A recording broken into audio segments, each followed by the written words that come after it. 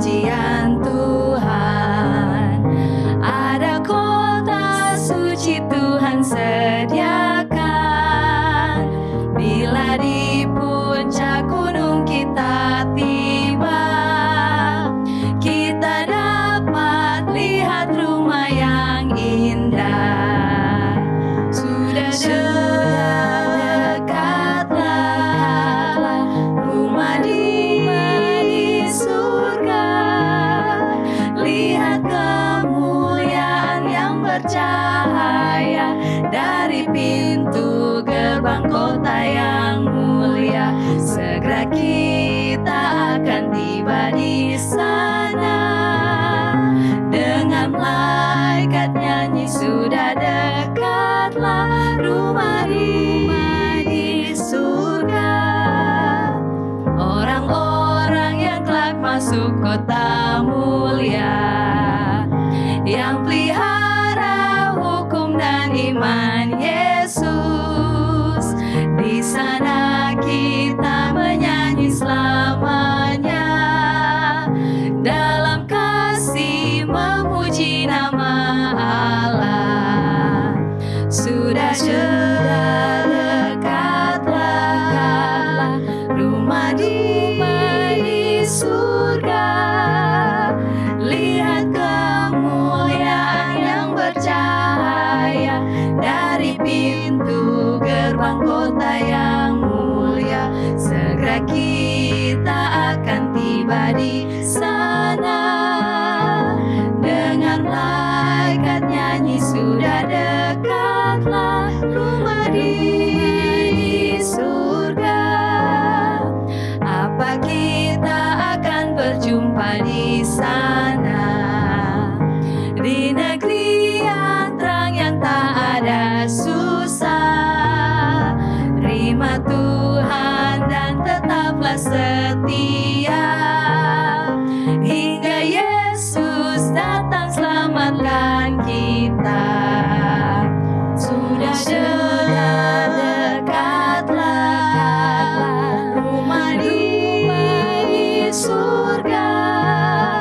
Lihat kemuliaan yang bercahaya dari pintu gerbang kota yang mulia. Segera kita akan tiba di sana.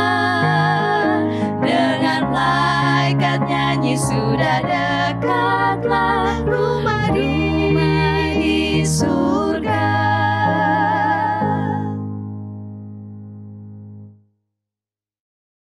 Mari kita berdoa. Bapa di surga, dikuduskanlah kiranya nama-Mu.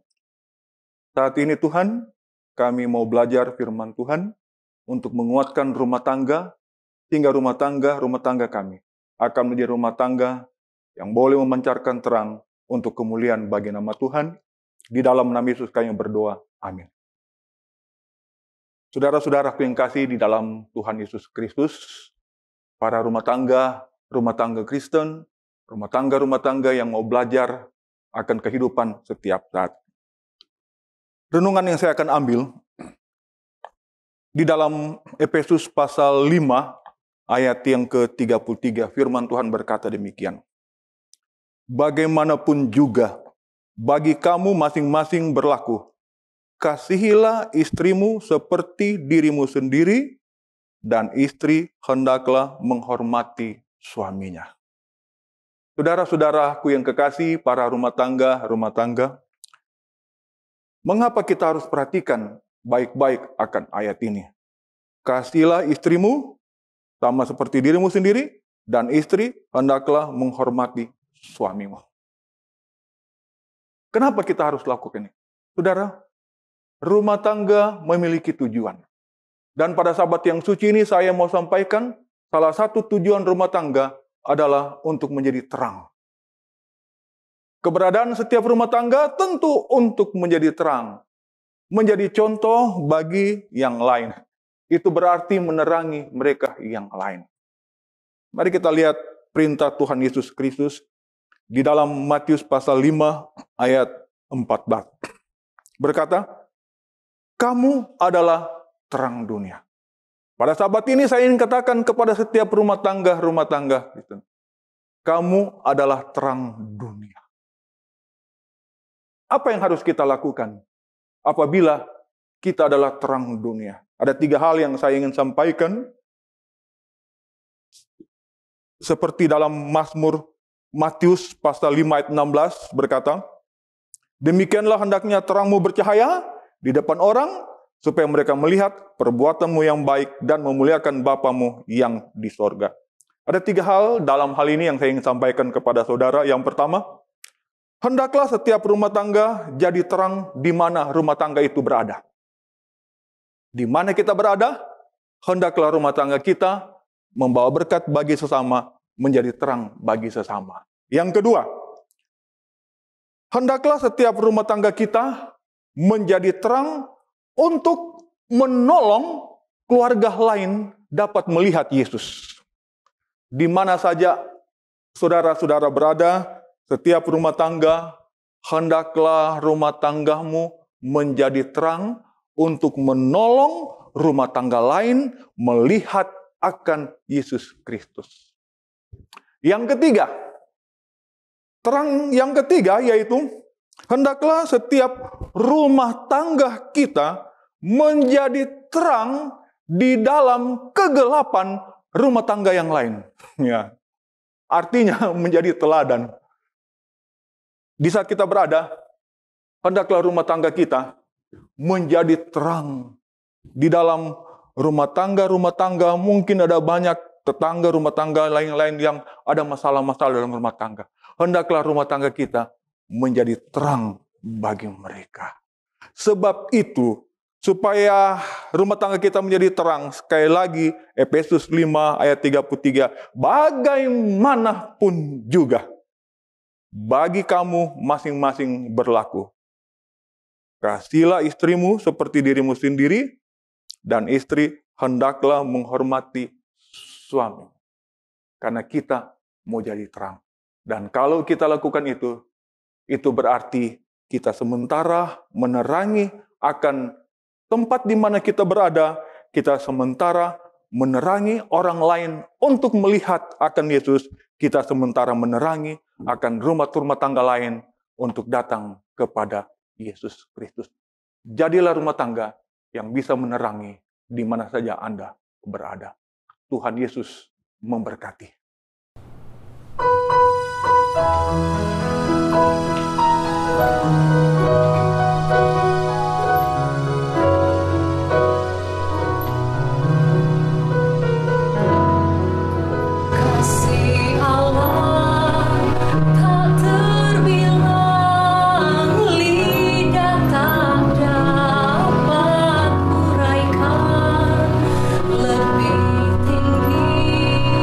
Dari bintang lebih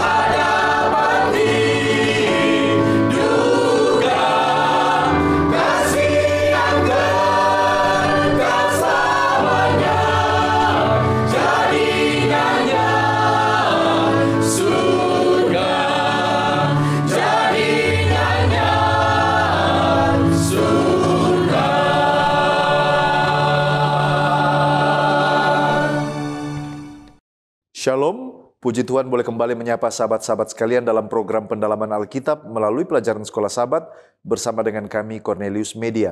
Sekarang ini kita mendalami pelajaran yang ke-11 dengan tema kemurtadan dan syafaat. Saya Pendeta Edward Taliwongso bersama dengan Pendeta Felix Gosal dan Pendeta Widodo Purwanto akan sama-sama menolong di dalam pembelajaran Sekolah Sabat kita pada kesempatan ini. Kami tetap mengingatkan, mari mempersiapkan diri di tempat kita masing-masing.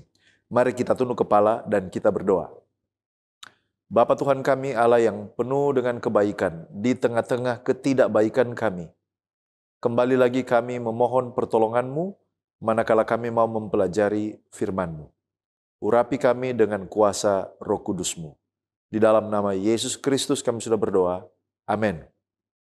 Ada 4 bagian dalam pendalaman Alkitab ini. Yang pertama kita melihat dasar Alkitabiah. Yang kedua kita menggali makna dari ayat hafalan. Yang ketiga pokok pikiran yang muncul dari pelajaran hari per hari. Dan di bagian akhir kita tiba kepada aplikasi. Mari kita lihat dasar Alkitabiah. Keluaran 32 ayat 1-6. Israel membuat anak lembu emas dan menyembahnya. Ini melanggar perjanjian dengan Allah. Mazmur 115 ayat 4-8. Berhala hanyalah buatan manusia, tidak berdaya dan penyembahnya akan menjadi sama, tak bernilai. Yesaya 44 ayat 9-10. Pembuat berhala hanya menghasilkan kesia-siaan karena buatan tangan manusia tidak bisa menolong. Roma 1 ayat 22-27. Manusia yang menolak Allah jatuh dalam penyembahan berhala dan perilaku najis, menerima akibat dari kesesatan mereka. Keluaran 32 ayat 7-32. Bagaimana Allah murka atas dosa Israel, namun Musa berdoa syafaat agar bangsa itu tidak dibinasakan seluruhnya.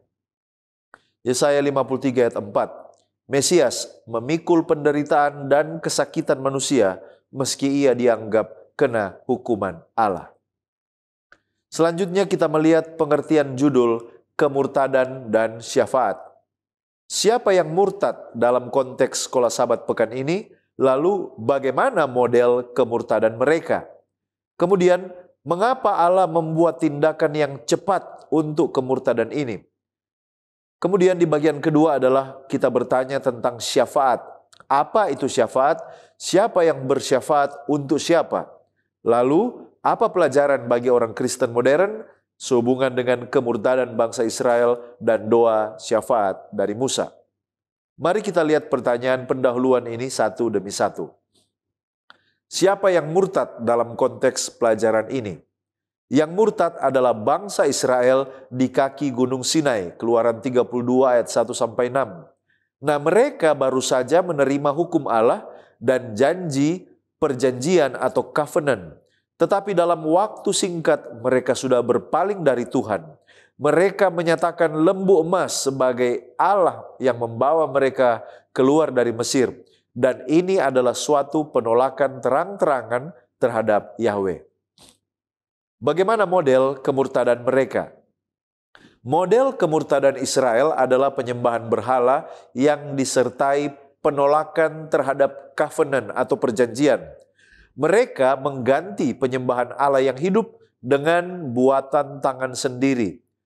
Hal ini persis seperti yang dicela di dalam Mazmur 115 ayat 4-8 dan juga Yesaya 44 ayat 9-10. Rasul Paulus sendiri di Perjanjian Baru, Roma 1 ayat 22-27 menyebut bahwa hal ini sebagai bentuk pertukaran kebenaran Allah dengan dusta, lalu menyerahkan diri pada hawa nafsu dan dosa. Dalam cerita ini Tuhan langsung menghukum. Pertanyaannya, mengapa sepertinya tidak ada kasih karunia? Mengapa Allah membuat tindakan yang cepat terhadap kemurtadan ini? Jawabannya oleh karena kemurtadan ini langsung merusak fondasi dari covenant Sinai atau perjanjian di Sinai. Kalau dibiarkan, maka seluruh umat akan hancur secara rohani dan moral. Tindakan cepat Allah ini termasuk perintah untuk menyingkirkan para pemberontak adalah cara untuk menghentikan kerusakan yang lebih besar. Kita boleh bandingkan dengan Ulangan 9 ayat 20. Dan ini bukan murka tanpa kendali, tetapi ini adalah tindakan disiplin yang menyelamatkan sisa umat yang lain yang masih setia. Pertanyaan selanjutnya adalah tentang syafaat. Apa itu syafaat dan siapa yang bersyafaat untuk siapa? Nah, syafaat atau intercession adalah doa atau perantaraan bagi orang lain. Memohon agar Allah berbelas kasih dan campur tangan demi keselamatan mereka.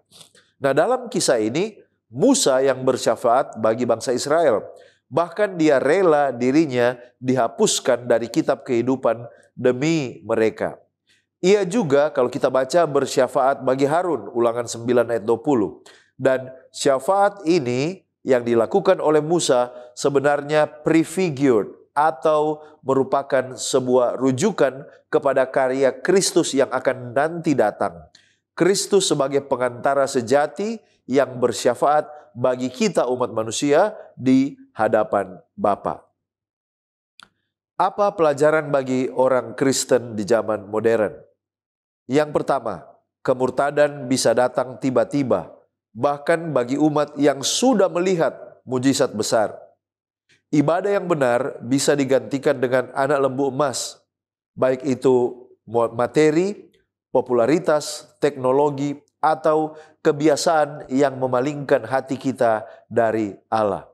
Lalu pelajaran yang kedua bagi kita yang akan kita temukan adalah syafaat itu adalah panggilan kita semua.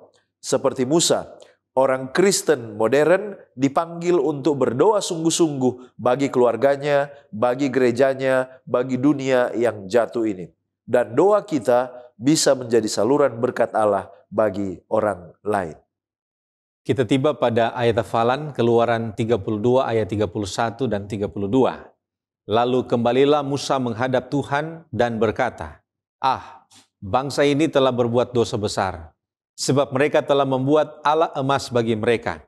Tetapi sekarang kiranya engkau mengampuni dosa mereka itu, dan jika tidak, hapuskanlah kiranya namaku dari dalam kitab yang telah kau tulis. Mari kita lihat apa peristiwa yang melatar belakangi nats ini.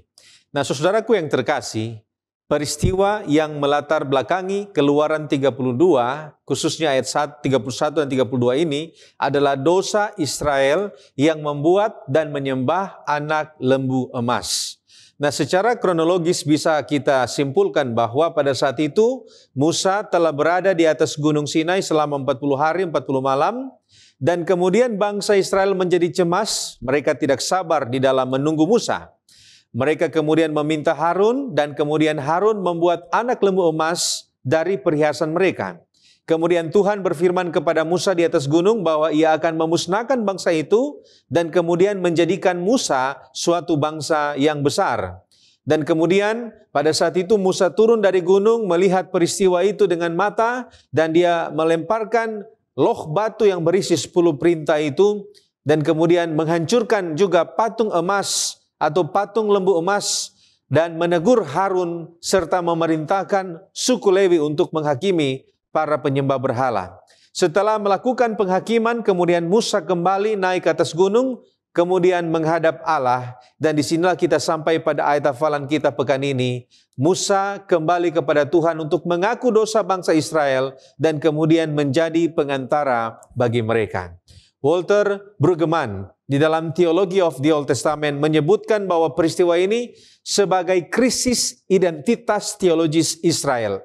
Di sana dikatakan mereka baru saja mendengar suara Tuhan di Sinai, namun dalam hitungan minggu mereka menggantikannya dengan simbol yang bisa mereka kendalikan. John Goldingay di dalam Old Testament Teologi volume yang pertama mengatakan, doa Musa di sini adalah salah satu doa syafaat yang paling radikal dalam Alkitab. Ia tidak hanya memohon pengampunan, tetapi menawarkan dirinya sendiri sebagai ganti.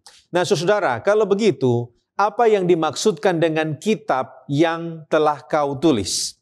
Nah, saudara, frase kitab yang telah kau tulis ini tidak secara eksplisit didefinisikan di dalam konteks Keluaran pasal 32. Tetapi di dalam tradisi teologi Kristen, kitab kehidupan ini dipahami sebagai berikut.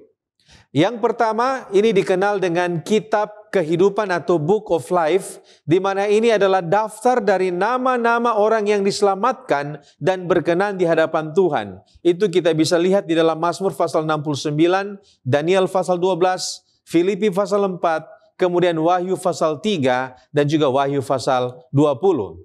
Di dalam Roh Nubuat, Great Controversy halaman 480, di sana Ellen G. White mengatakan kitab kehidupan berisi nama-nama semua orang yang pernah memasuki pelayanan Tuhan. Dan ini juga didukung di dalam Lukas pasal 10 ayat 20 dan Filipi pasal 4 ayat 3. Jadi tadi yang pertama, di dalam kitab kehidupan ini dituliskan nama-nama orang yang berkenan di hati Tuhan. Nah, menurut Great Controversy, kitab ini berisi nama-nama yang pernah masuk di dalam pelayanan, service, di dalam pelayanan kepada Tuhan.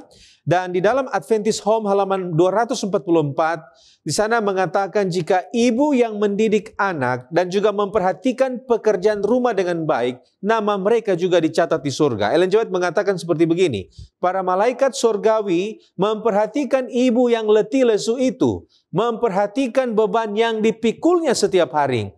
Namanya mungkin tak terdengar di dunia, tetapi tertulis dalam kitab kehidupan anak domba. Early Writings halaman 52, kemudian Ellen White menambahkan, kitab kehidupan berisi perbuatan baik orang-orang kudus. Nah, apa saja yang dituliskan perbuatan-perbuatan baik orang-orang kudus ini? Jadi selain nama-nama mereka, perbuatan-perbuatan juga mereka dituliskan di samping nama ini. Kemenangan Akhir halaman 503 memberikan list apa saja yang dicatat di dalam kitab kehidupan ini. Yang pertama, yaitu kata-kata iman atau ucapan pengakuan yang lahir dari keyakinan kepada Tuhan. Kalau orang itu pernah mengatakan kata-kata iman, pengakuan yakin kepada Tuhan, maka ucapan-ucapan itu akan ditulis di samping namanya. Kemudian yang kedua, perbuatan kasih bagi sesama, itu juga ditulis di samping namanya. Yang ketiga, pencobaan yang dilawan. Artinya saat seorang berhasil menolak godaan dan tetap setia, itu ditulis di dalam buku kehidupan. Kemudian yang keempat, perkataan lemah lembut, kata-kata yang baik, yang menghibur, kata-kata yang mendorong, yang diucapkan kepada orang, itu juga ditulis di dalam kitab kehidupan. Yang kelima, tindakan pengorbanan yang dilakukan untuk kepentingan orang lain atau untuk Tuhan, itu juga ditulis. Yang keenam, penderitaan atau kesedihan yang ditanggung demi Kristus, itu ditulis. Dan yang ketujuh, air mata, sengsara, bahkan tangisan atas penderitaan ditulis di dalam kitab kehidupan. Dan yang terakhir yang kedelapan, perbuatan baik untuk rumah Tuhan, dikatakan pelayanan dan kontribusi untuk pekerjaan Tuhan ini tidak dilupakan. Nah, mungkin kita bertanya, apakah mungkin apabila nama saya sudah dicatat di sana, apakah itu dapat dihapuskan di dalam kitab kehidupan? Nah, saudaraku yang terkasih, pertama-tama mari kita lihat kasus Musa. Apakah nama Musa dapat dihapus pada saat itu? Jacob Milgrom di dalam komentarinya pada buku Keluaran menjelaskan jika Tuhan menolak tawaran Musa karena prinsip keadilan ilahi. Jacob Milgrom menulis, dosa tidak bisa ditransfer begitu saja dari yang bersalah ke yang tidak bersalah. Ini penting, oleh karena ini dapat memberikan kita pemahaman bahwa pengampunan yang sejati itu memerlukan pertobatan, bukan sekedar penggantian. Nah, lantas bagaimana dengan kita? Apakah nama kita yang sudah tercatat dapat dihapus? Ada dua pandangan tentang persoalan ini. Ada dua pandangan di dalam teologi Kristen. Yang pertama adalah pandangan kondisional. Ini datang dari pandangan Arminian. Nah, pandangan ini mengatakan ya, nama kita bisa dihapus kalau kita meninggalkan iman dan tidak tekun sampai akhir. Sedangkan pandangan yang kedua ini adalah pandangan Perseverance of the Saints. Ini adalah pandangan dari Calvinis. Mereka mengatakan bahwa nama yang tertulis dalam kitab kehidupan tidak akan dihapus. Kenapa?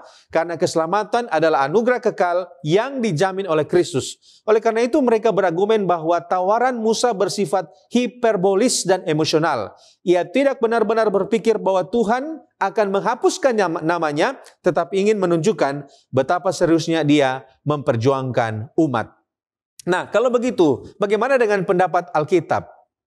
Pendapat mana yang didukung atau yang mendukung prinsip Alkitab? Nah, kalau kita baca di dalam Wahyu pasal 3 ayat 5, di sana Alkitab mengatakan barang siapa menang, selanjutnya dikatakan aku tidak akan menghapus namanya dari kitab kehidupan.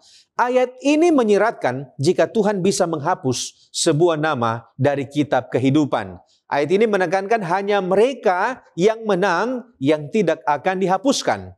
Nah, Ellen G. White di dalam Christ in His Sanctuary, di halaman 117 atau 177 mengatakan seperti begini.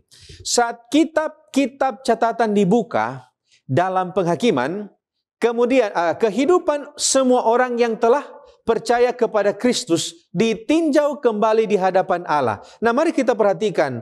Buku yang menulis tentang kehidupan semua orang percaya di sini, ini merujuk kepada kitab kehidupan. Orang yang percaya, yang bertobat, yang pernah masuk dalam pelayanan, ini nama mereka ada dalam buku kehidupan. Nah, Ellen G. White mengatakan begini, setiap nama disebutkan, setiap kasus diselidiki dengan seksama, ada nama-nama yang diterima, tetapi juga ada nama-nama yang ditolak. Jadi di sini sangat jelas bahwa di dalam proses pengadilan ada nama-nama yang dulunya dicatat di dalam kitab kehidupan dapat dihapuskan apabila mereka telah diselidiki dan didapati tidak setia kepada Tuhan.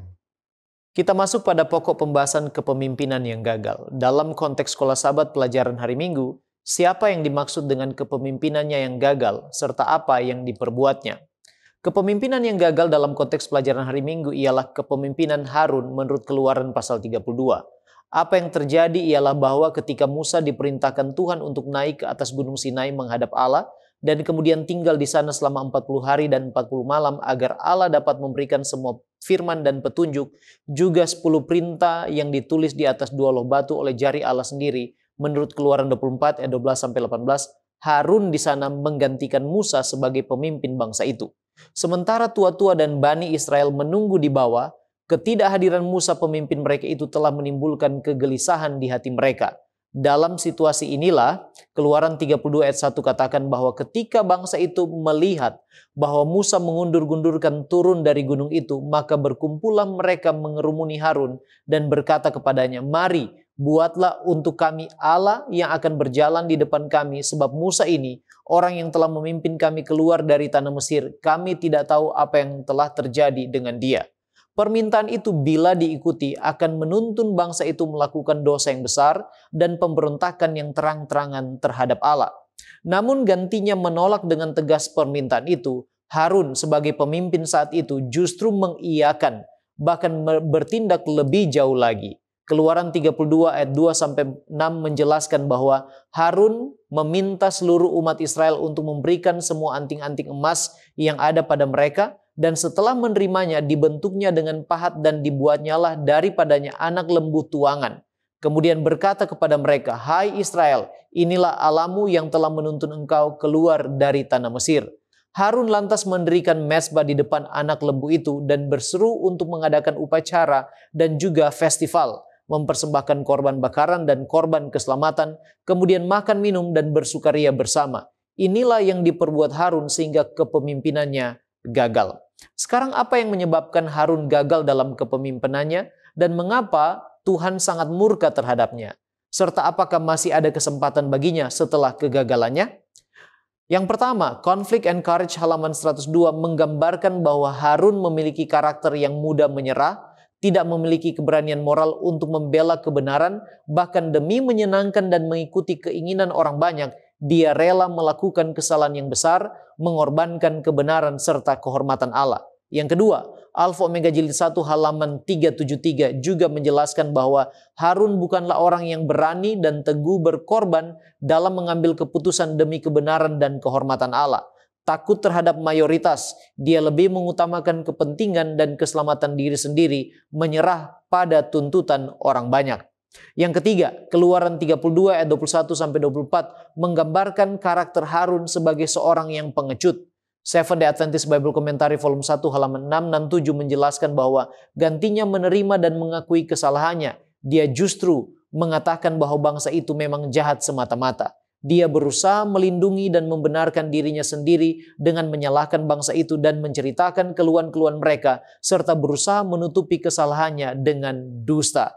Inilah alasan mengapa Harun gagal dalam kepemimpinannya. Sekarang mengapa Tuhan sangat murka terhadap Harun dan ingin membinasakannya menurut Ulangan 9 ayat 20. Karena saudaraku, apa yang dilakukan Harun dalam peristiwa ilah anak lembu adalah kekejian yang hebat dalam pandangan Tuhan.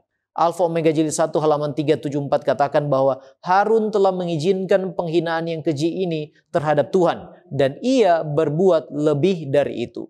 Conflict and Courage halaman 98 juga mengatakan bahwa fakta bahwa Harun telah diberkati dan dihormati jauh di atas orang-orang itulah yang membuat dosanya begitu keji. Dialah yang ditugaskan oleh Allah untuk memimpin umat dalam ketidakhadiran Musa, namun ia ditemukan menyetujui dan mendukung pemberontakan mereka.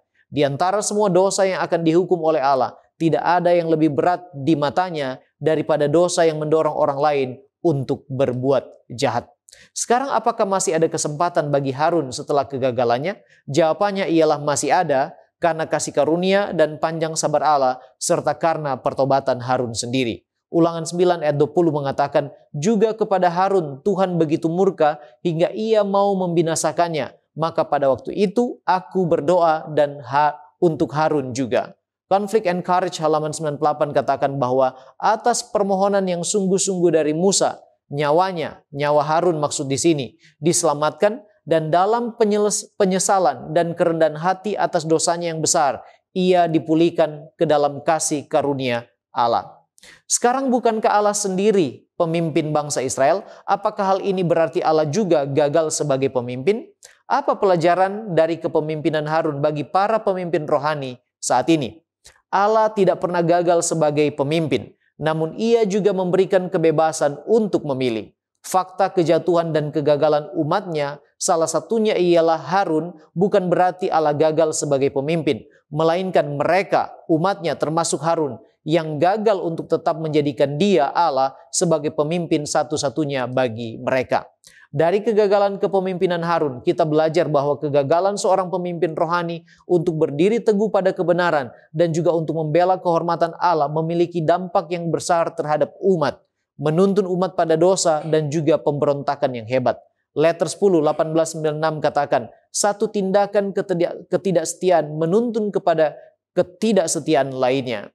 Kemudian Advent Review and Sabbath Herald 6 September 1906 paragraf 12 dan 13 dikatakan jika sebaliknya Harun telah mengingatkan mereka akan penyelamatan yang luar biasa yang telah Allah lakukan bagi mereka dan setiap pikiran ditarik untuk mengucapkan syukur kepada Allah atas segala kasih karunia-Nya yang melimpah dalam menyelamatkan umatnya dari perbudakan Mesir. Mereka mungkin telah berada dalam posisi yang menguntungkan untuk memuliakan Tuhan Allah yang telah melakukan penyelamatan yang luar biasa dari kehinaan dan perbudakan.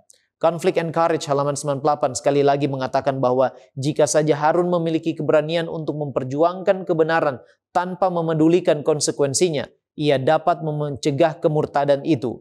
Jika ia tetap teguh dalam kesetiaannya kepada Allah, jika ia memperingatkan rakyat tentang bahaya di Sinai dan mengingatkan mereka akan perjanjian suci mereka dengan Allah untuk mentaati hukumnya, kejahatan itu dapat dicegah. Dari pengalaman Harun, apa yang seorang pemimpin rohani harus lakukan? Alfa Omega Jilid 1 halaman 380. Allah mau agar hamba-hambanya membuktikan kesetiaan mereka dengan menempelak pelanggaran bagaimanapun menyakitkannya tindakan tersebut.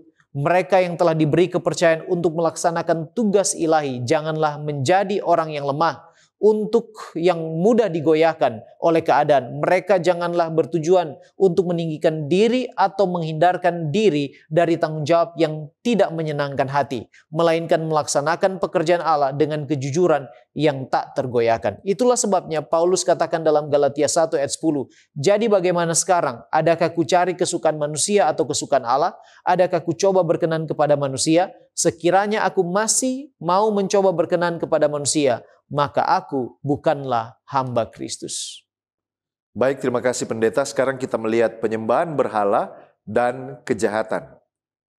Pada waktu kita membaca cerita pemberontakan orang Israel, muncul pertanyaan, mengapa orang Israel yang sudah mengikat covenant atau perjanjian dengan Allah begitu cepat terlibat dalam penyembahan berhala anak lembu emas? Mengapa perubahan yang begitu drastis dan begitu cepat ini?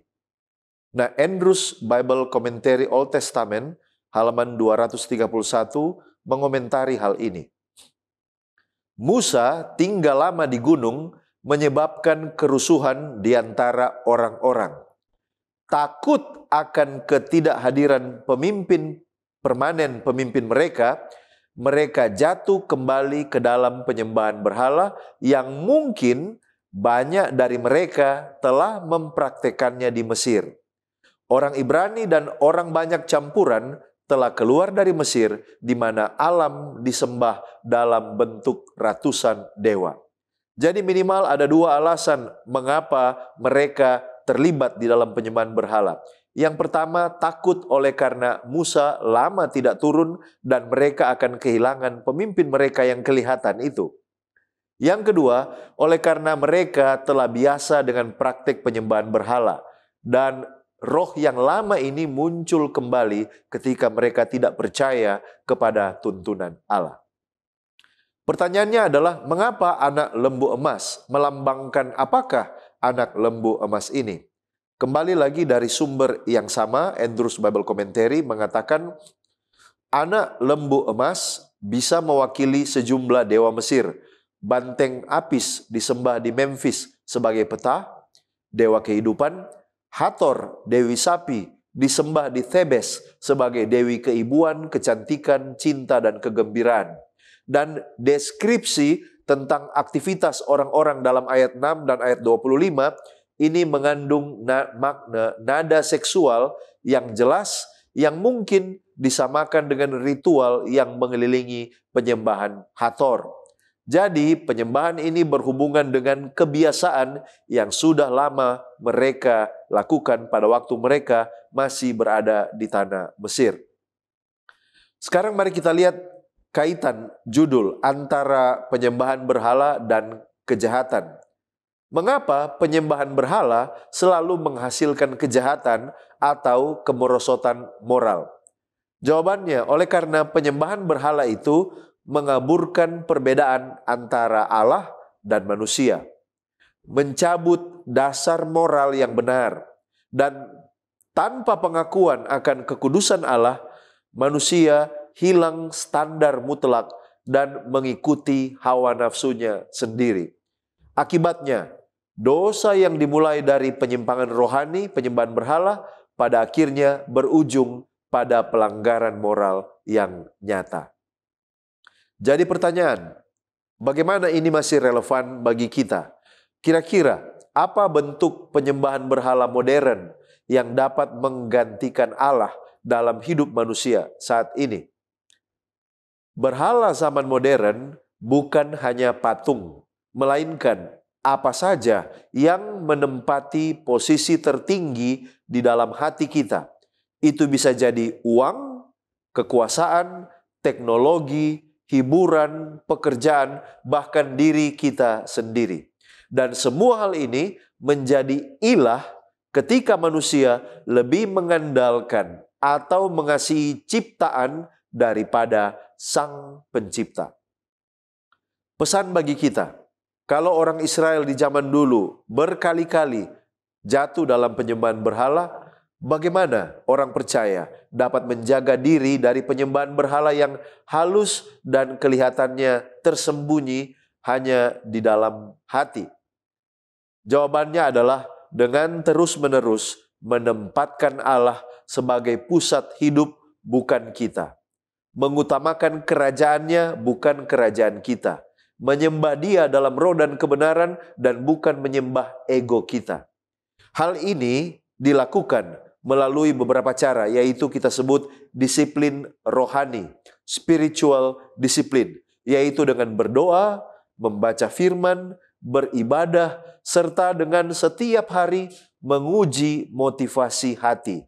Selalu bertanya, apakah sesuatu telah mengambil tempat Allah di dalam prioritas saya, di dalam kasih saya, dan di dalam kepercayaan saya?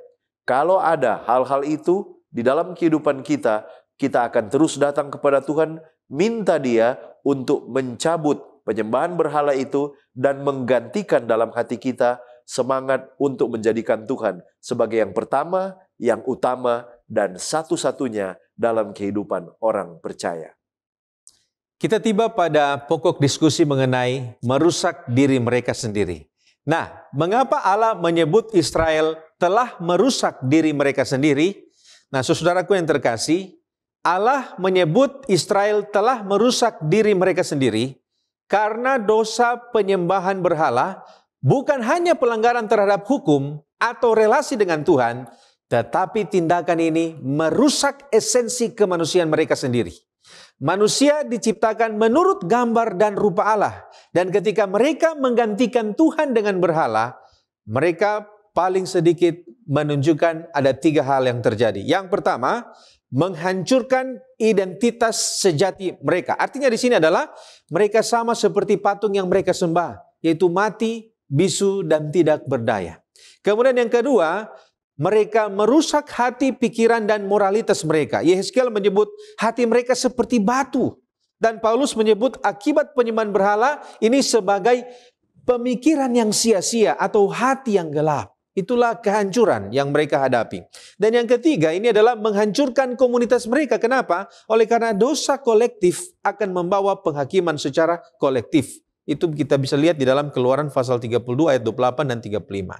Nah, sehubungan dengan ini, John Golden Gay, seorang ahli perjanjian lama, di dalam bukunya The Old Testament Theology volume yang kedua, mengatakan, dalam perjanjian lama, dosa sering digambarkan sebagai tindakan yang merusak tatanan ciptaan, termaksud tatanan dalam diri manusia.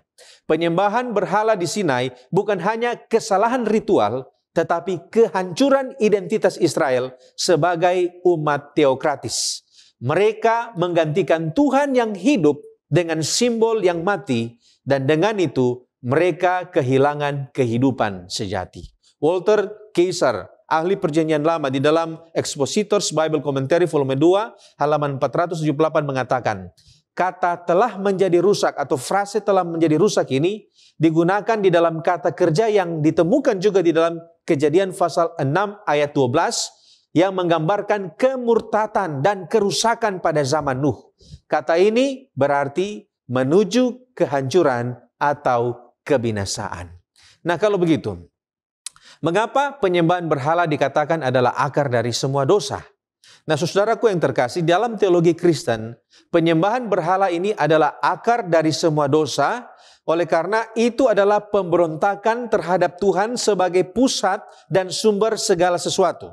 Ketika hati manusia tidak lagi berpusat kepada Tuhan, maka segala bentuk dosa, entah itu keserakahan, seksualitas yang liar, kekerasan, kebohongan, keangkuhan, itu akan tumbuh subur di dalam setiap hati manusia. Oleh karena itu Daniel Block di dalam The Book of Ezekiel, di dalam komentarinya khususnya pasal 1 sampai pasal 24, dia katakan seperti begini. Ketika Israel menyembah berhala, mereka tidak hanya salah dalam beribadah, tetapi mengganti seluruh sistem moral dan sosial mereka, sehingga muncullah segala bentuk kejahatan. Nah, kalau begitu, jika penyembahan berhala ini merusak diri sendiri, mengapa banyak orang yang hidup dalam penyembahan berhala modern saat ini, tetapi justru mereka tampak bahagia, mereka kelihatannya puas dan sejahtera? Apakah konsep kerusakan diri ini hanya bersifat spiritual dan tidak terlihat? Nah, saudaraku yang terkasih, kerusakan akibat penyembahan berhala seringkali tidak terlihat secara langsung, tetapi bersifat progresif, mendalam, tetapi pada akhirnya akan destruktif atau menghancurkan. Alkitab memberikan beberapa fakta tentang orang fasik yang hidup dalam kelimpahan. Contohnya di dalam Pengkhotbah pasal 1 ayat 2, di sana Salomo mengatakan jika pada akhirnya segala sesuatu adalah sia-sia. Artinya di sini orang bisa tampaknya sukses dari luar, tetapi ada kesia-siaan yang dia hadapi. Ada kekosongan yang dia sementara hadapi dalam dirinya. Ini adalah kesaksian Salomo yang ada dalam puncak kejayaan, puncak dari tahtanya. Dia mengatakan ternyata segala sesuatu adalah sia-sia. Orang bisa kelihatan sukses, tapi bisa jadi di dalamnya ada kekosongan. Kemudian Yesus memperingatkan di dalam Markus pasal 8 ayat 36. Apa gunanya seseorang memperoleh seluruh dunia, tetapi ia kehilangan nyawanya. Nah, nyawanya di sini berarti jiwanya, dirinya yang sejati. Jadi bagaimana dia mendapatkan banyak harta, tetapi ternyata dirinya yang sejati itu hilang. Dia tidak menjadi dirinya yang sejati. Matius yang ketiga, Matius pasal 5 ayat 45, Alkitab menjelaskan jika Allah memberikan hujan kepada orang yang jahat dan juga hujan yang baik. Oleh karena itu, dari ayat ini kita bisa melihat ada indikasi bahwa keberhasilan duniawi bukan indikator kerohanian. Karena Tuhan itu baik. Dia berikan berkat baik kepada orang jahat dan juga kepada orang baik. Nah, fakta, ada banyak orang yang menyembah berhala modern seperti uang, karir, ataupun juga kesenangan duniawi. Mereka bisa tampak berhasil, tapi seringkali penderitaan, seringkali kecemasan, kekosongan, kecanduan, atau bahkan keterasingan bisa menjadi bukti bahwa jiwa mereka itu tidak utuh. Oleh karena itu, konsep kerusakan diri pada dasarnya itu bersifat tiga hal. Yang pertama itu bersifat rohani, spiritual.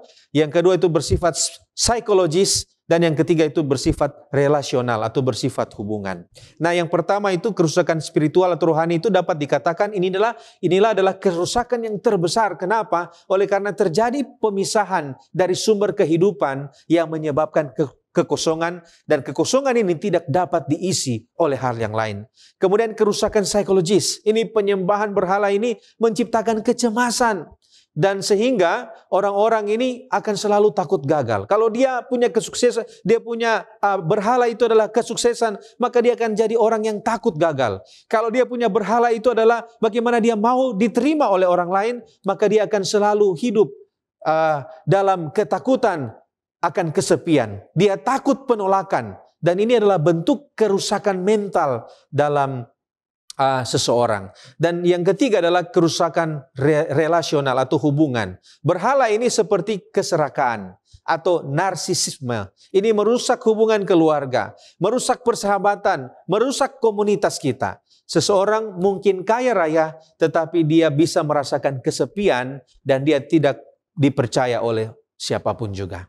Nah, sehubungan dengan ini, Tremper Longman, seorang ahli perjanjian lama, di dalam bukunya The Fear of the Lord is Wisdom, mengatakan, perjanjian lama tidak menyangkal kenyataan bahwa orang fasik sering makmur, tetapi menegaskan bahwa kemakmuran itu sementara dan dangkal.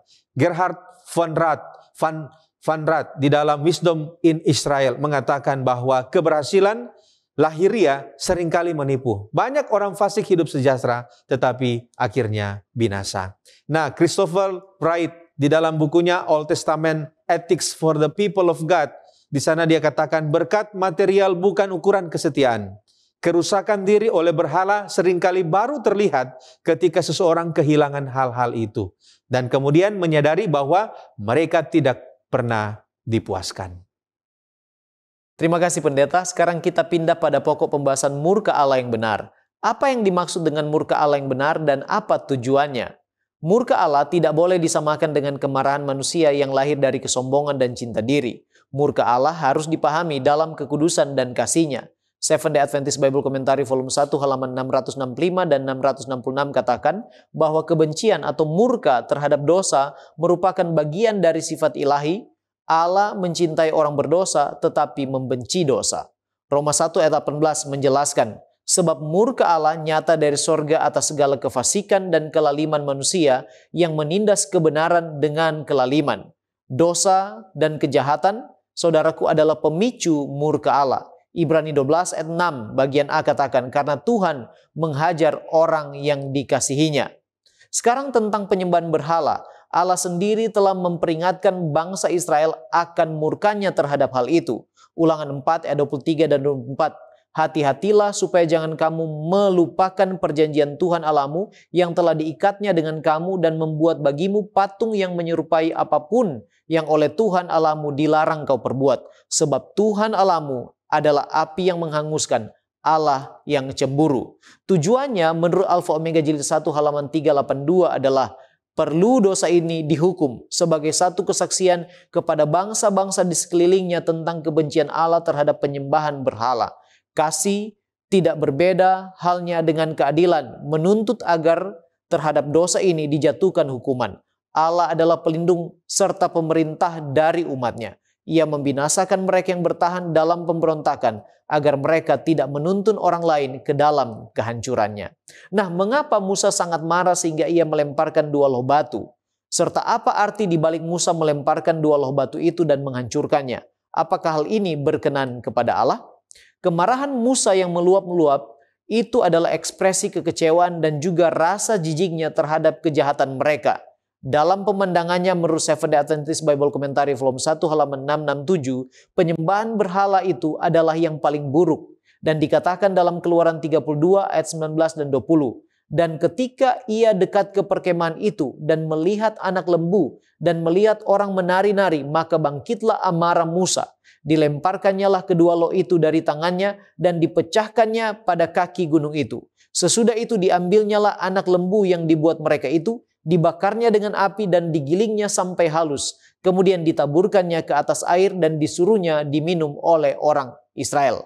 Menyuruh meminum air yang bercampur serbuk-serbuk lembu emas yang telah dihancur leburkan oleh Musa itu, menurut Seventh-day Adventist Bible Commentary volume 1 halaman 667, mengindikasikan bahwa alat dosa mereka juga telah menjadi alat penghukuman bagi mereka. Dengan menghancurkan sepenuhnya patung lembu emas, Musa mengajarkan kepada umat bahwa penyembahan berhala adalah sia-sia dan tidak berguna. Dan jika patung lembu itu tidak dapat menyelamatkan dirinya sendiri, tentu saja ia tidak dapat menyelamatkan para penyembahnya.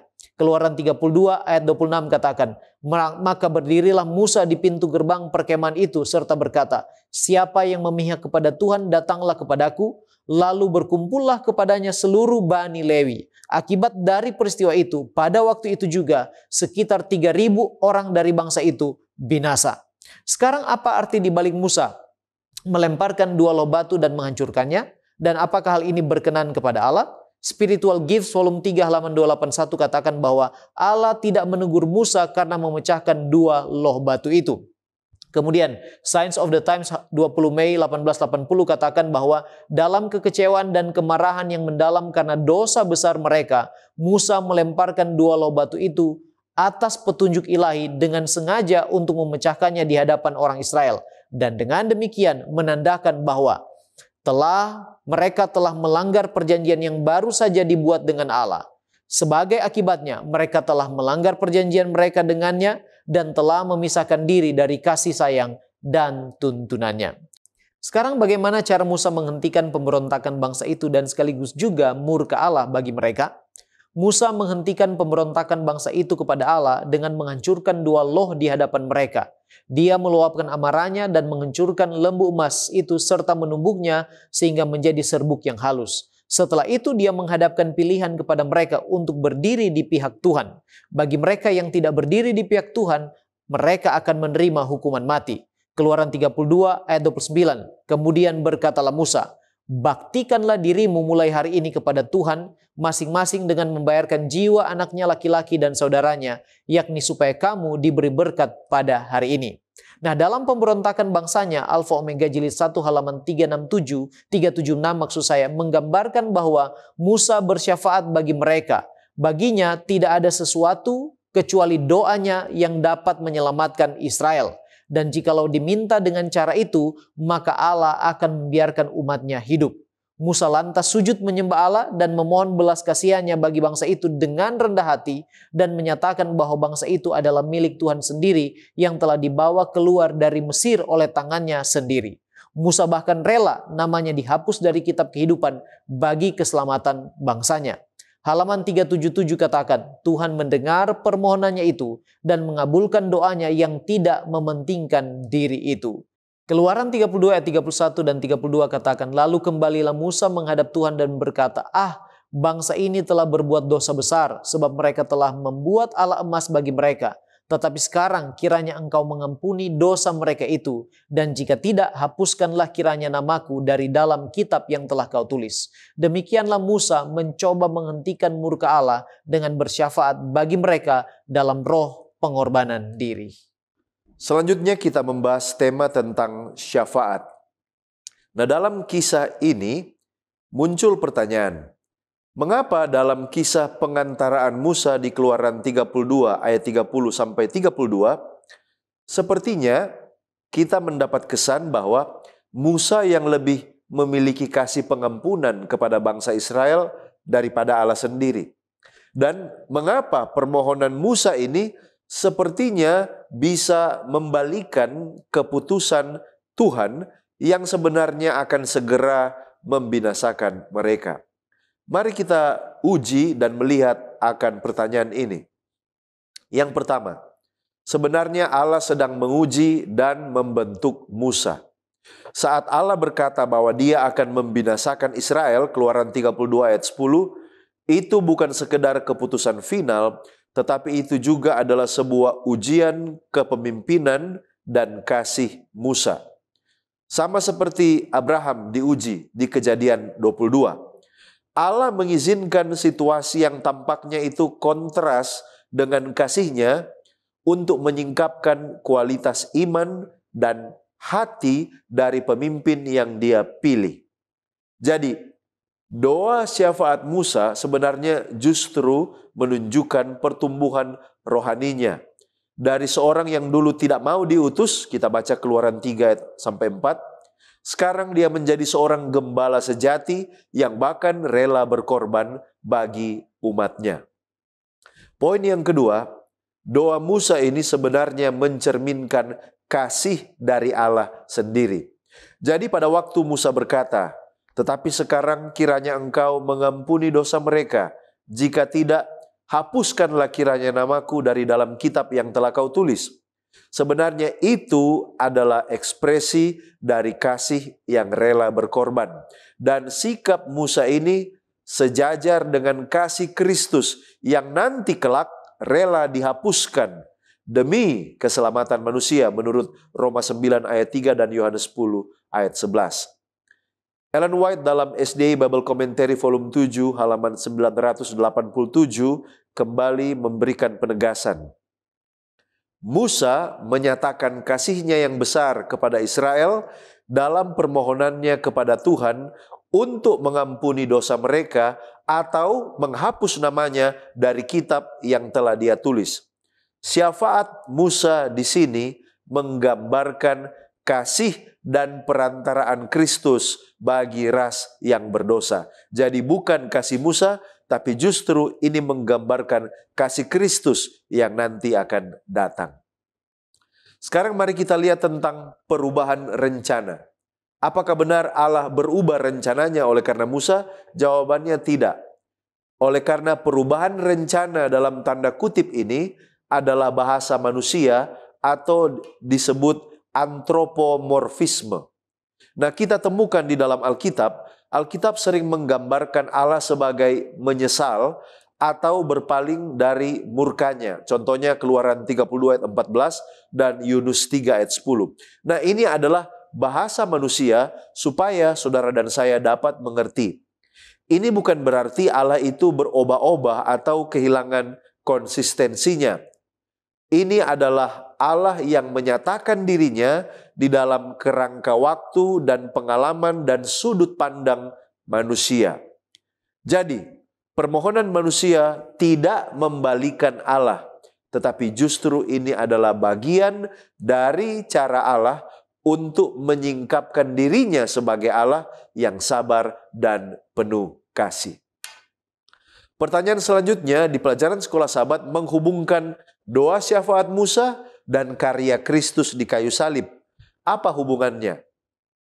Doa Musa menjadi bayangan profetik dari karya Kristus. Kristus adalah sang pengantara sejati. Musa memohon agar Tuhan menanggung dosa umatnya, dan Yesus benar-benar melakukannya dengan menanggung dosa seluruh dunia di kayu salib. Tetapi perbedaan utamanya adalah Musa hanya bisa memohon, tetapi Kristus benar-benar menebus dengan darahnya sendiri. Andrews Bible Commentary Old Testament halaman 322 menekankan hal ini. Begitu dalam kasih Musa bagi orang-orang ini, sehingga dia mempersembahkan nyawanya untuk mereka dan meminta agar namanya dihapuskan dari kitab kehidupan. Tetapi Tuhan menolak tawarannya, karena hanya kematian anaknya yang akan menjadi pengganti yang dapat diterima. Siapa saja yang seharusnya kita doakan sebagai orang Kristen dalam doa syafaat kita sekarang ini? Dan bagaimana doa itu dapat mengubah hati kita sendiri? Jawabannya adalah saudara dan saya. Kita dipanggil mendoakan keluarga, jemaat, pemimpin, orang yang hilang, bahkan musuh. Doa syafaat bukan hanya mengundang kuasa Allah bekerja bagi orang lain, tetapi juga membentuk hati kita menjadi lebih penuh kasih, lebih sabar dan berbelas kasihan. Dengan demikian, doa syafaat memperdalam hubungan kita dengan Allah dan juga dengan sesama manusia. Kita tiba pada pendalaman. Jika fokus pada diri sendiri sama seperti penyembahan berhala, lalu bagaimana cara kita membedakan antara merawat diri, self-care, yang sehat dan juga mementingkan diri atau self-worship? Mana yang berdosa? Dan bagaimana kita dapat melihat batasannya? Nah, saudaraku, di dalam teologi Kristen, tidak semua fokus pada diri sendiri itu adalah dosa. Justru, Allah menciptakan tubuh, emosi, jiwa sebagai hal yang baik. Itu ditulis di dalam Kejadian 1 ayat 31. Yesus sendiri sering menarik diri untuk beristirahat dan juga berdoa. Markus pasal 6 ayat 31, Lukas pasal 5 ayat 16. Jadi, merawat diri atau self-care bukan penyembahan berhala selama dilakukan dalam kerangka yang benar. Nah, ada beberapa perbedaan antara self-care dan juga self-worship. Yang pertama, self-care ini bertujuan untuk memulihkan diri agar bisa mengasihi Tuhan dan sesama dengan lebih baik.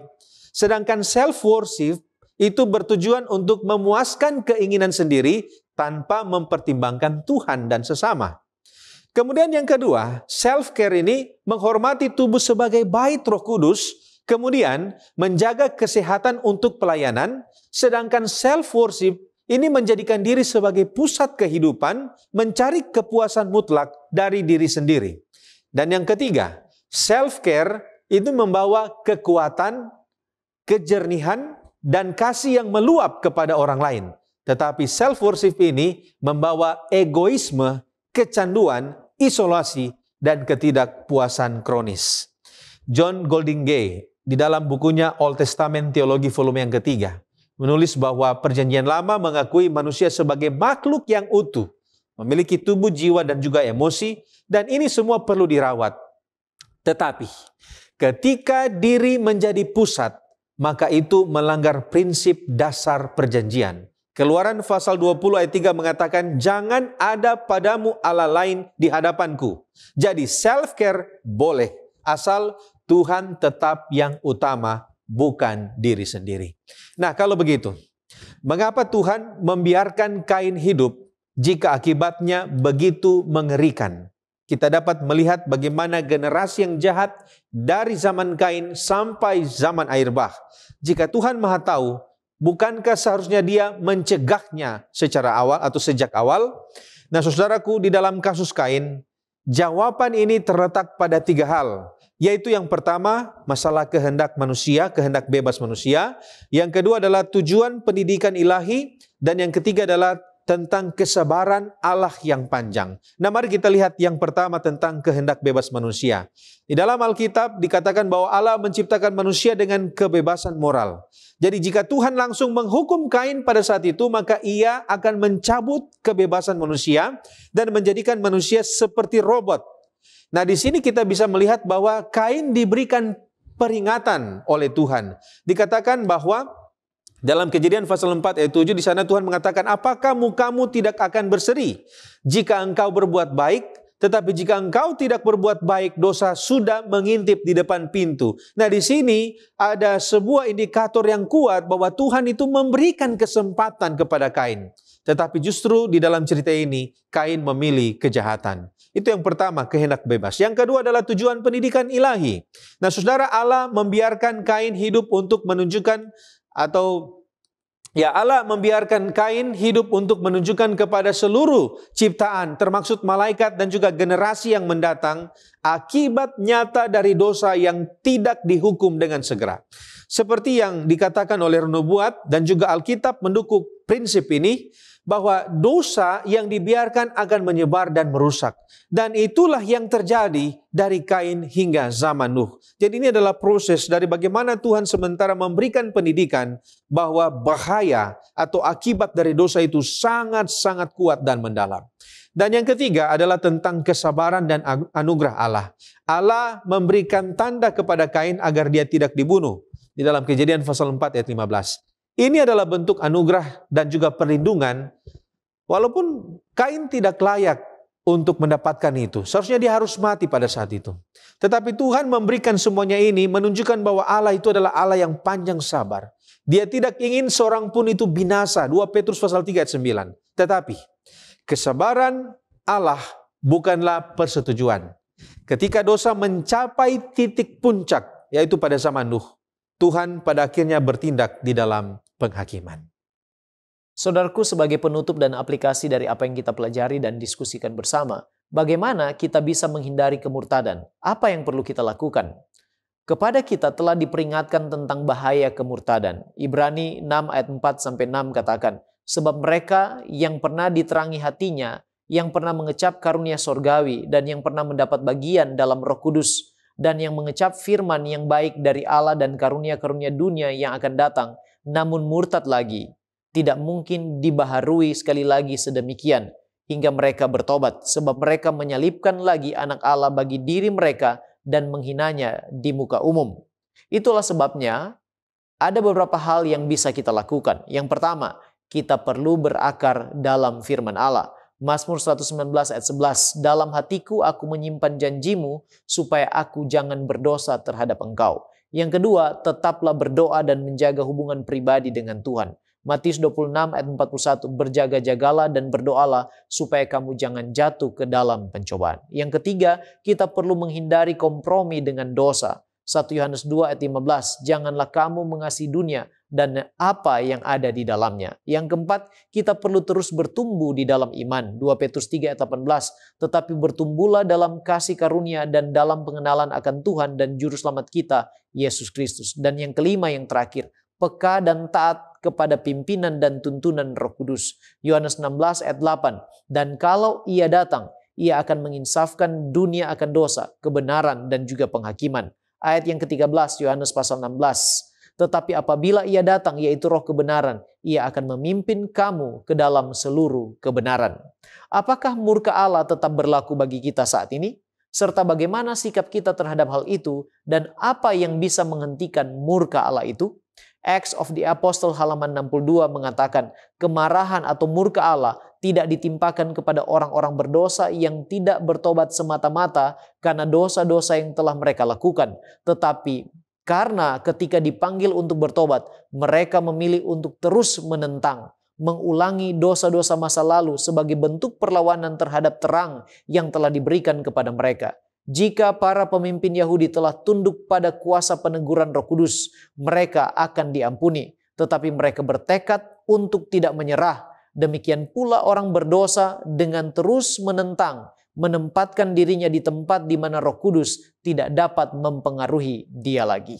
Dengan demikian, sikap kita adalah kita harus mau dituntun oleh Roh Kudus kepada pertobatan dalam dan melalui Kristus. Sebab bila tidak, pena inspirasi katakan dalam Alfa Omega jilid 1 halaman 384, jikalau seseorang dari antara mereka ini berpaling daripadanya, kemudian berkeras kepala dalam dosa, sehingga akhirnya tidak dapat lagi dipengaruhi oleh Roh Kudus, maka nama-nama mereka di dalam penghakiman akan dihapuskan dari buku kehidupan itu, dan mereka sendiri akan dibiarkan binasa. Pertobatan, syarat atau prerequisit untuk menghentikan murka Allah terhadap dosa. Namun pertobatan dan keselamatan kita akan murka Allah hanya bisa terjadi di dalam dan melalui Kristus, Sang Juru Syafaat kita. Alfa Omega jilid 1 halaman 389. Musa adalah satu lambang dari Kristus. Sebagaimana pengantara Israel itu menudungi wajahnya, oleh karena orang banyak itu tidak tahan untuk melihat kemuliaannya, demikian juga Kristus, pengantara ilahi itu menudungi keilahiannya dengan kemanusiaan pada waktu datang ke dunia ini. The Desire of Ages halaman 753. Atas Kristus sebagai pengganti dan penjamin kita, ditimpakanlah dosa-dosa kita semua. Murka Allah terhadap dosa, manifestasi mengerikan dari ketidakpuasannya karena dosa, memenuhi jiwa anaknya dengan ketakutan. Ketika Kristus mati di kayu salib, ia melakukannya untuk setiap manusia, agar kita dapat dibebaskan, agar kita dapat terhindar dari murka Allah. Ia sang penanggung dosa, menanggung murka keadilan ilahi, dan demi engkau menjadi dosa itu sendiri. Kita bersyukur oleh karena Yesus adalah juru syafaat kita. Kita berdoa supaya kita tidak jatuh ke dalam pemberontakan terhadap Allah dan juga kemurtatan. Mari kita tunduk kepala dan berdoa. Bapa kekal Allah kami yang bertahta di sorga, kami bersyukur memiliki Allah yang baik dan setia seperti Engkau. Kami bersyukur memiliki juru syafaat, Yesus Kristus, pengantara dan pelindung kami. Tolong kami ya Tuhan, untuk kami ya Tuhan boleh peka terhadap tuntunan dan bisikan Roh Kudus, supaya kami selalu dituntun kepada pertobatan melalui Yesus Kristus. Kami boleh mendapatkan hati yang baru, roh yang baru, yang akan terus berserah kepadamu dan menuruti perintah-perintahmu dalam perjanjian kami dengan Tuhan. Kiranya Tuhan tuntun kami oleh kuasa Roh Kudus, hari ini dan seterusnya sampai Maranatha, dan kami pada akhirnya didapati setia dan siap mewarisi kerajaan sorga. Terpujilah Engkau Tuhan, berkatilah kami semua. Di dalam nama Yesus kami sudah berdoa, haleluya, amin.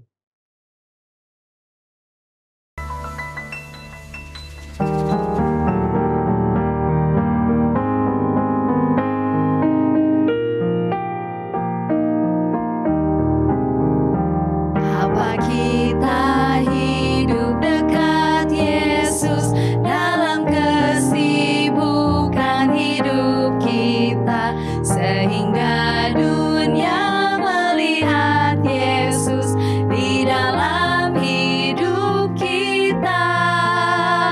Apa dunia lihat Yesus dalam aku, engkau juga. Dalam kasih-Mu itu, dalam bakti hidupmu, apa dunia lihat Yesus. Apa kita nyatakan kasih-Nya pada semua orang yang berdosa. Maukah kita menolong mereka dari binasa dosa. Apa dunia lihat Yesus dalam aku, engkau juga. Dalam kasih-Mu itu, dalam bakti hidupmu, apa dunia lihat Yesus. Apa hidup kita menyatakan perkataan serta perbuatan yang menarik atau menyesatkan orang yang cari selamat. Apa dunia lihat Yesus dalam aku, engkau juga. Dalam kasih-Mu itu, dalam bakti hidupmu, apa dunia lihat Yesus.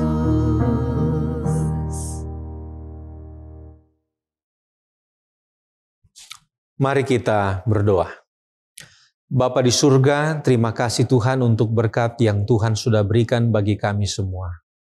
Terima kasih atas tuntunan dan juga setiap kasih setia yang tidak pernah putus yang kami rasakan hingga saat ini. Kami datang kepada Tuhan pada hari Sabat ini memuji dan meninggikan nama Tuhan. Oleh karena begitu besar kasih setia Tuhan yang kami rasakan hingga saat ini. Di dalam keagungan dan kemahakuasaan Tuhan, kami mengakui dan menyadari kehidupan kami manusia yang tidak ada apa-apanya. Kami mengakui akan kelemahan kami, ketidakberdayaan kami sebagai orang yang berdosa, yang kadang-kadang bertindak menyakiti hati sesama dan juga hati Allah. Kami berdoa kiranya Tuhan akan mengampuni kami. Seperti janji Tuhan, apabila kami mengakui dosa kami, maka Tuhan adalah Tuhan yang setia dan adil, yang akan mengampuni kami dan menghapuskan segala pelanggaran kami. Oleh karena itu Tuhan, ampunilah kiranya dosa-dosa dan pelanggaran kami. Layakanlah kami pada hari ini Tuhan, pada saat kami datang menghampiri takhta hadirat Tuhan, di dalam ibadah CIC pada hari Sabat ini. Kami berdoa kiranya Tuhan akan menolong kami sehingga kami boleh dilayakan pada hari Sabat ini. Kami boleh disegarkan, dikuatkan dengan ibadah ini. Firman Tuhan yang akan kami dengarkan dapat memberikan kami hidup yang baru, mengubah kami untuk selalu mengandalkan Tuhan. Oleh karena itu Tuhan, pada saat kami menyaksikan siaran ibadah raya ini, kiranya Tuhan akan memberkati, khususnya pembicara hamba Tuhan Pendeta Delvis Makatika yang akan menyampaikan firman Tuhan. Bantu dia dengan kuasa urapan Roh Kudus, sehingga apa yang akan disampaikan kepada kami semua dapat kami pahami, dan lebih daripada itu kami praktekkan dalam kehidupan kami semua. Berkati para sahabat Cornelius Media yang sementara menyaksikan siaran ini.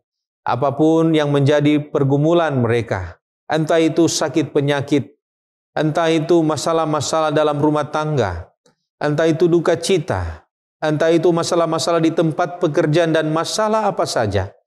Kiranya Tuhan campur tangan, berikan jalan keluar yang terbaik, berikan kesehatan yang terbaik, pemulihan, berkati mereka di dalam segala sesuatu Tuhan. Entah itu upaya-upaya untuk mendapatkan jalan keluar, yang berduka Tuhan hiburkan hati mereka sehingga mereka menemukan ketenangan, penghiburan, kedamaian dalam Yesus Kristus. Biarlah pada hari Sabat ini, ketika kami mendengarkan Tuhan berbicara lewat penyiaran atau lewat ibadah raya ini, kami boleh diberkati, kami boleh disegarkan, dan kami boleh dipenuhi dengan damai sejahtera, sukacita yang telah Tuhan janjikan. Terima kasih Tuhan untuk selalu mendengar dan menjawab doa kami. Ampuni kami orang berdosa karena kami sudah berdoa di dalam nama Yesus, yang adalah Tuhan dan Juru Selamat kami. Amin.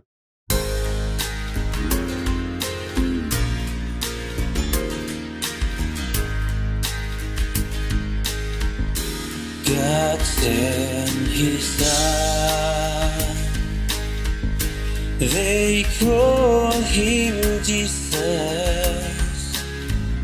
He came to love, heal and forgive. He lives and died to buy my pardon. An empty grave is there to prove my Savior lives. Because He lives, I can face tomorrow. Because He lives, all fear is gone. Because I know He holds the future,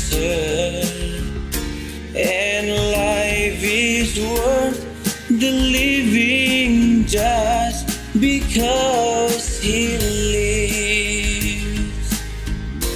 Allah, Yesus putranya, Dia telah datang ke dunia. Dia telah mati sebagai tebusan. Kuburnya yang kosong bukti Yesus hidup. Yesus hidup. Hari esok cerah. Yesus hidup. Takut lenyap karena ku tahu Yesusku hidup. Hidupku pun berarti karena Dia hidup. Because He lives, I can face tomorrow. Because He lives, all fear is gone. Because I know He holds the future, and life is worth the living just because He lives. And life is worth the living just because He lives. Because He lives. Shalom, selamat sahabat saudaraku dimanapun Anda berada. Senang sekali bisa berjumpa di sabat ini untuk bersama-sama membaca, merenungkan firman Tuhan yang kiranya bisa memberikan kekuatan iman bagi kita sementara kita menantikan kedatangan Yesus yang kedua kali. Sebelum kita mempelajari firman Tuhan di sabat ini, mari kita tunduk kepala dan kita berdoa. Bapa kami yang di sorga, terpujilah nama-Mu oleh karena sabat yang Engkau berikan bagi kami untuk beristirahat, bahkan mempelajari firman-Mu yang terus-menerus memberikan kekuatan iman bagi kami, sementara menantikan Engkau datang pada kali yang kedua. Berikan kami Roh Kudus, agar firman Tuhan yang kami baca, kami pelajari, benar-benar menjadi sumber kekuatan iman bagi kami.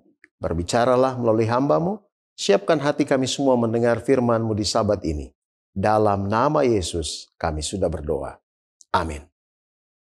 Saudaraku yang dikasihi Tuhan, seorang pemuda tampak bermalas-malasan sambil bermain handphone pada suatu pagi yang cerah. Ketika seorang kakek datang kepadanya dan bertanya, "Hai anak muda, pagi begitu indah dan engkau masih di sini tidak melakukan sesuatu." Orang muda ini kemudian sambil melirik kepada kakek ini, dia berkata, "Saya sedang menunggu kesempatan." Kemudian kakek ini bertanya, "Apakah kamu tahu seperti apa bentuk kesempatan itu?" Kemudian orang muda ini katakan, dia tidak berkata apa-apa, hanya menggelengkan kepala beberapa saat. Kemudian dia berkata kepada kakek itu, "Kata orang, saya harus menunggu kesempatan itu datang, baru nasib saya bisa berubah menjadi lebih baik. Saya bisa jadi sukses dan kaya. Maka saat ini saya sabar menunggu kesempatan itu datang." Kakek itu berkata, "Buat apa kesempatan itu ditunggu? Kesempatan tidak akan datang pada orang yang pasif. Lebih baik ikut aku mengerjakan sesuatu hal yang berguna." Kemudian orang muda ini katakan, "Kakek, pergilah. Jangan ganggu saya sementara menunggu kesempatan." Kemudian kakek itu pergi meninggalkan orang muda itu.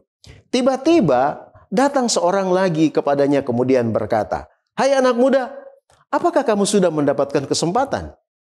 "Kesempatan yang mana?" kata orang muda itu. Orang itu katakan, "Bukankah tadi sudah ada kesempatan yang menghampirimu? Bukannya kamu tangkap, malah kamu biarkan itu pergi begitu saja. Renungan kita pada siang hari ini atau pada Sabat ini, saya beri judul, Hidup adalah Kesempatan. Saudara-saudaraku yang dikasihi Tuhan, kita hanya hidup sekali di dunia ini kemudian mati. Ibrani 9 ayat 27 berkata, dan sama seperti manusia ditetapkan untuk mati hanya satu kali saja, dan sesudah itu dihakimi. Artinya bahwa jika kita hanya mati sekali, maka hidup pun hanya sekali. Oleh karena itu, hidup adalah sebuah kesempatan istimewa bagi kita. Dan oleh karena hidup adalah sebuah kesempatan istimewa, maka harus dipergunakan dengan baik. Pertanyaannya adalah, apa yang seharusnya kita lakukan untuk mempergunakan kesempatan hidup yang hanya sekali saja? Ada 3 hal penting yang akan kita pelajari pada Sabat ini. Yang pertama, hidup adalah sebuah kesempatan untuk melanjutkan kehidupan. Saudaraku, sejak manusia jatuh ke dalam dosa, hidup yang dilaluinya menjadi semakin berat. Mereka harus bersusah payah untuk melanjutkan hidup, baik itu untuk menafkahi kehidupan maupun dalam menghadapi kehidupan yang rentan dengan sakit dan berbagai masalah yang terjadi di dunia ini. Untuk melanjutkan kehidupan, Adam dan Hawa atau manusia bekerja sekuat tenaga untuk mendapatkan berkat bagi kehidupannya dan keluarganya. Sampai-sampai terkadang mereka lupa bahwa Tuhanlah yang menyediakan segala sesuatu bagi mereka. Mereka mengejar berkat sampai-sampai mereka melupakan pemberi berkat yang kadangkala susah payah mereka justru tidak menghasilkan apa-apa.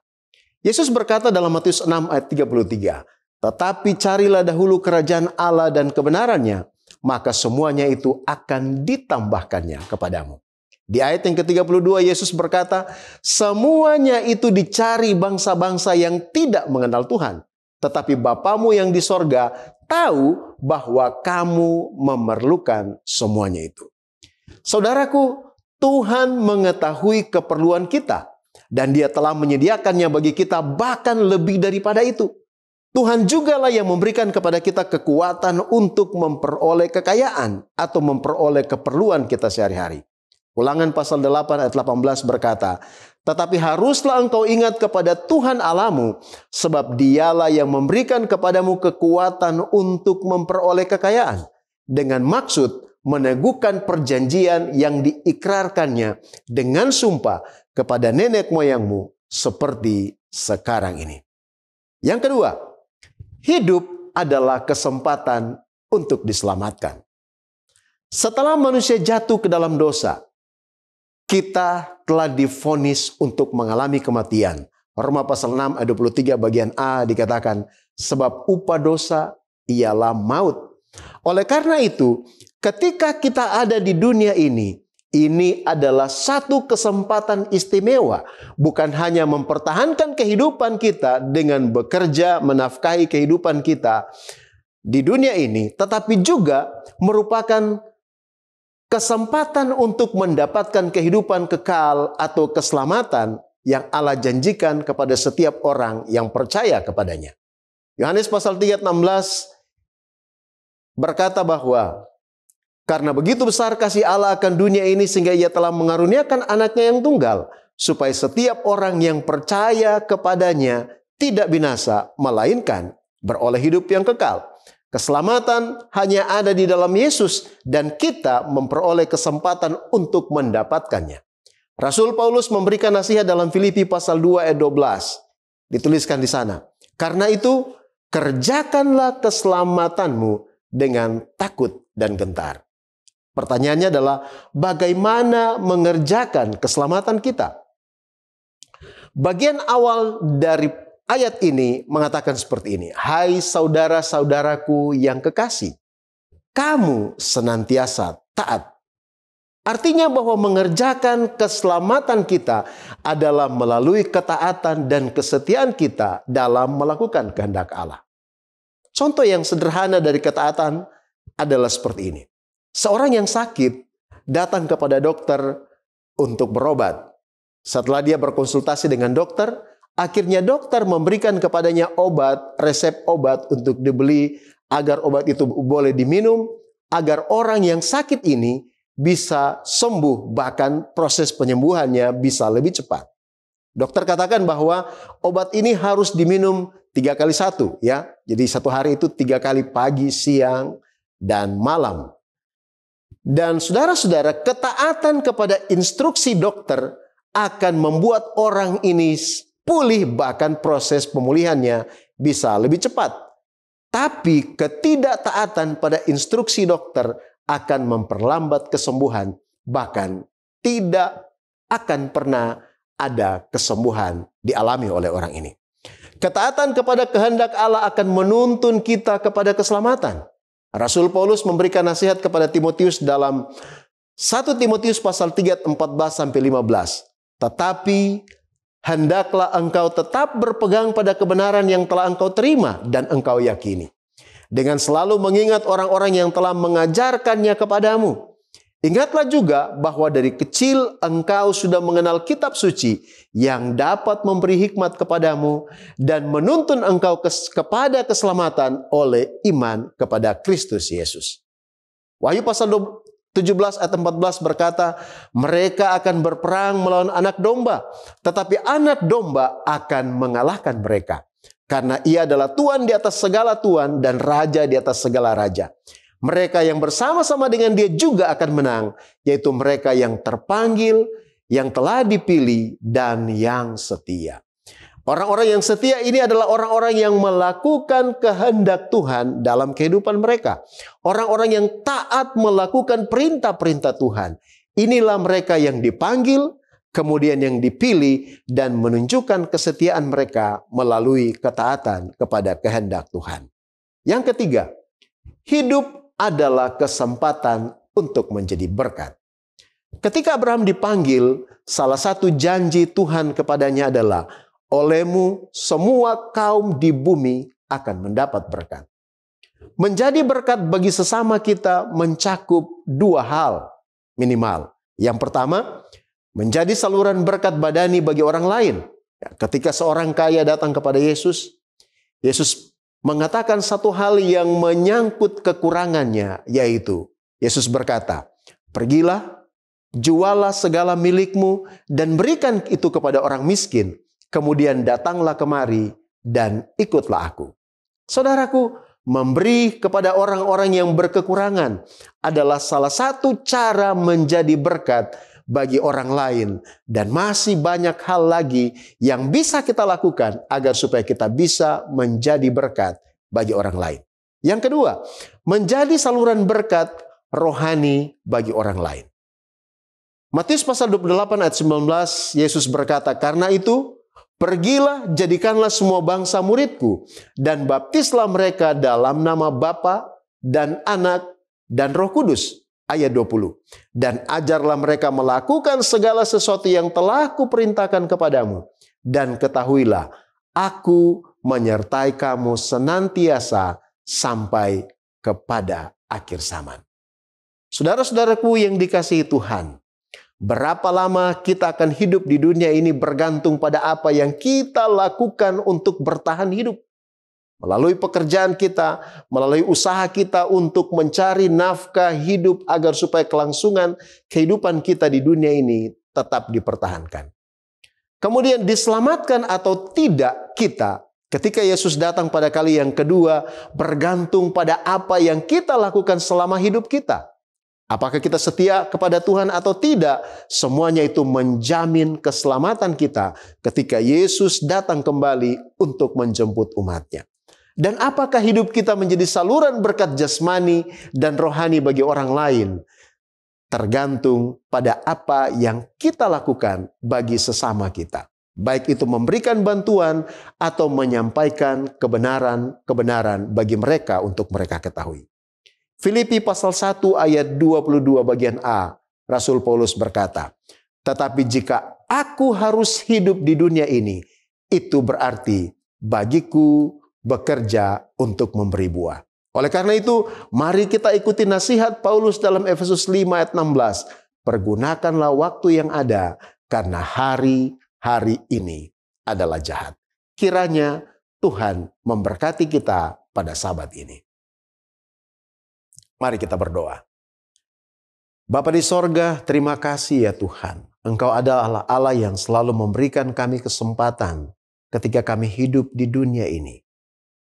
Dan ketika kami ada saat ini, kami boleh mempelajari bahwa hidup yang Kau karuniakan bagi kami di dunia ini adalah kesempatan untuk mempertahankan kehidupan kami melalui pekerjaan usaha kami. Oleh karena itu, biarlah dalam melakukan pekerjaan kami tidak melupakan Engkau sebagai sumber berkat, sehingga Engkau terus memberkati kami dan kelangsungan hidup kami di dunia ini akan terus dipertahankan. Biarlah Engkau juga akan memberkati kami, sehingga kami boleh terus mempertahankan keselamatan yang telah kami terima di dalam Yesus. Dan mungkin bagi kami yang belum menerima keselamatan di dalam Yesus, biarlah kami boleh menggunakan kesempatan untuk hidup di dunia ini menjadi kesempatan untuk menerima keselamatan di dalam Yesus. Sehingga ketika Dia datang pada kali yang kedua, kami pun boleh diselamatkan. Dan biarlah Tuhan juga akan menuntun kami, sehingga selama kami hidup di dunia ini, kami boleh menjadi berkat bagi orang-orang yang membutuhkan pertolongan kami. Dan kami juga boleh terus menggunakan kesempatan untuk menjadi berkat rohani, menyampaikan kabar keselamatan bagi orang-orang di sekitar kami. Sehingga bukan hanya kami yang bersedia, namun orang-orang yang kami temukan, sana keluarga kami, sahabat kami, boleh menemukan keselamatan di dalam Yesus. Dan kami boleh bersama-sama disiapkan untuk menunggu hari besar itu. Terima kasih Bapa di sorga, biarlah berkat-Mu menyertai kehidupan kami. Hari ini, besok, dan seterusnya, kami sudah berdoa di dalam nama Yesus. Amin.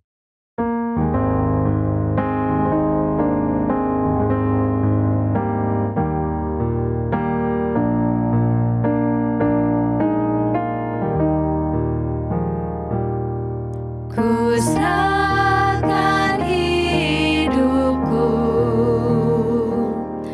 tertumpah darahku, agar oleh itu tertebuslah Engkau. Karena-Mu ku beri hidupku, apa yang Kau beri. Karena-Mu ku beri hidupku, apa yang Kau beri. Ku tinggalkan surga